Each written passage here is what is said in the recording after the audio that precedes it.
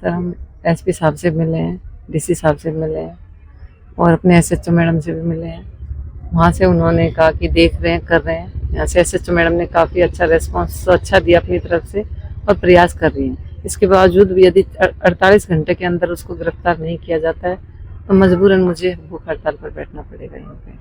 और हम अपनी पूरी कोशिश करेंगे। अगर सीएम साहब हमारी बात सुन रहे हैं तो उनसे भी मेरी अपील है, गुहार है कि कृपया इसको अपने संज्ञान में लेकर शीघ्रता से एक बच्ची को न्याय दिलाए। ये बच्ची मात्र मेरी नहीं, ये हम सबकी बच्ची, समाज की बच्ची है।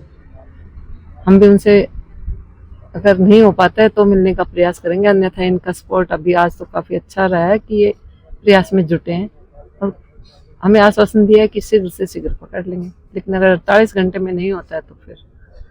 तो जैसे आप हिसार में कब आए थे अपनी बिटिया से, जब यहाँ से हॉस्पिटल ले गए थे जयपुर, तो कब ले गए थे? 24 को, 24 तारीख को। फिर क्या हुआ था जी आगे? सर 24 तारीख को यहाँ से लेके उसको चले गए। यहाँ हमें डॉक्टर मिला नहीं।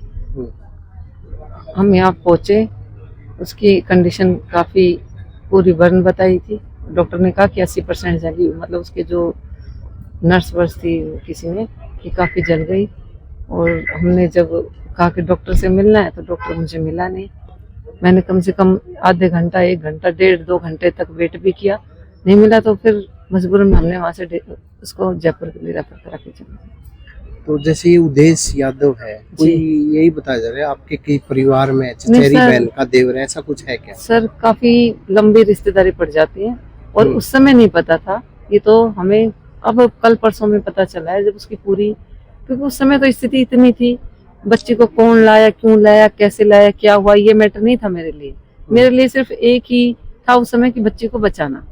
तो इन सब बातों पे तो मेरा दिमाग उस समय जा ही नहीं रहा था कि कौन है, क्या नाम है, क्या, बस नाम ध्यान रहा। वो नाम भी सारा पूरा तो उसमें आधार कार्ड से फिर ज्यादा समझ में आया। आधार कार्ड उसका कॉपी हमें वहाँ से मिली जाए हॉस्पिटल। मतलब आप लोग इसको कभी जानते नहीं थे? सर, कभी आना जाना नहीं था इसका? सर मुझे नहीं पता, लेकिन मैंने इसको कभी नहीं मिली, आज तक भी मैं इससे कभी नहीं मिली, ना मुझे इसके बारे में पता। तो अब जैसे पुलिस प्रशासन से क्या मांग करते हैं आगे? सर यही निवेदन कर रहे हैं कि शीघ्र से शीघ्र निष्पक्ष जांच हो और अपराधी को कड़ी से कड़ी सजा दी जाए, ताकि किसी और बच्चे के साथ ऐसा ना हो। तो आज आप कितने लोग परिजन मिलने के लिए, कौन कौन लोग आप पहुँचे हैं? लगभग 30 से 35 लोग हम यहाँ पे पहुँचे हैं जी। लगभग 30 से 35 लोग हम यहाँ पे पहुँचे हैं। सबसे पहले हम एसपी ऑफिस गए। एसपी साहब का भी यही रहा कि जल्द से जल्द कार्रवाई करके कड़ी से कड़ी सजा दी जाएगी। और उसके बाद हम जो अपने यहाँ के डीसी साहब हैं अनीश यादव जी, उनसे मिले। उन्होंने भी हमें आश्वासन यही दिया है कि जल्द से जल्द कार्रवाई करके कड़ी से कड़ी सजा दी जाएगी आरोपी को। दुर्घटना स्थल पर भी हम गए हैं, वहाँ के भी हमने निवेदन किया कि कैमरे के जो फोटोज हैं, कौन सी गाड़ी आई है, कौन लेके गया है, उस पुलिस को भी बोल रहा है उस चीज़ के लिए। यहाँ थाना अधिकारी को भी बोल रहा है कि हमें जल्द से जल्द वो फोटोग्राफ वहाँ के भी मिले।